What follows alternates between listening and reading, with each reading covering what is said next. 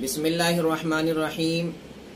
محترم سامعین و ناظرین، آج میں آپ حضرات کی خدمت میں تکبیر تشریق کے متعلق مختصر سی گفتگو کرنا چاہتا ہوں۔ جیسا کہ آپ سب حضرات کو معلوم ہے اور ماشاءاللہ معلوم ہو گیا ہوگا کہ کل چاند کی تاریخ کے اعتبار سے 9 ذی الحجہ ہے، اسے یوم عرفہ بھی کہا جاتا ہے۔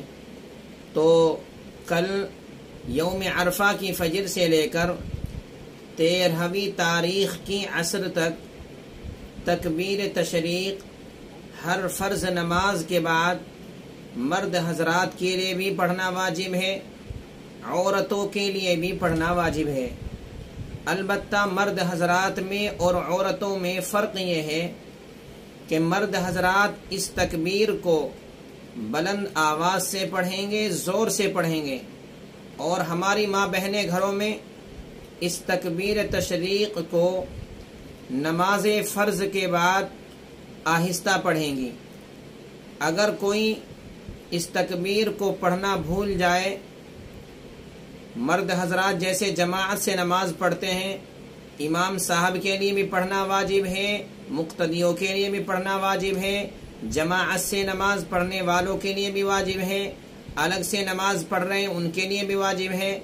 اگر بھول جائے، جماعت سے نماز ہو رہی تھی، امام صاحب پڑھنا بھول جائے تو مقتدی حضرات ذرا زور سے پڑھ لیں، اور پھر امام صاحب کو بھی یاد آ جائے گی تو سب کے لیے پڑھنا واجب ہے۔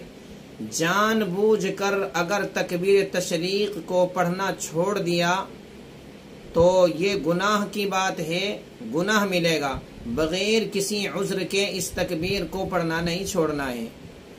اور اسی طریقے سے اگر کسی آدمی نے یہ تکبیر تشریق پڑھنی تھی لیکن بھول گئے، بعد میں یاد آئی، تو اس کے تلافی کے لیے توبہ استغفار ہے، اللہ تعالی سے معافی مانگے، اے اللہ مجھے تکبیر تشریق پڑھنی چاہیے تھی لیکن پڑھ نہ سکا یا پڑھ نہ سکی، عورت ہے تو اے اللہ مجھے معاف فرما۔ تکبیر تشریق یہ ہے، سب حضرات اس تکبیر کو اچھے طریقے سے ریکارڈ کر لے، لکھ لے اور یاد کرے صبح تک۔ تکبیر تشریق یہ ہے: اللہ اکبر، اللہ اکبر، لا الہ الا اللہ، واللہ اکبر، اللہ اکبر، وللہ الحمد۔ ایک بار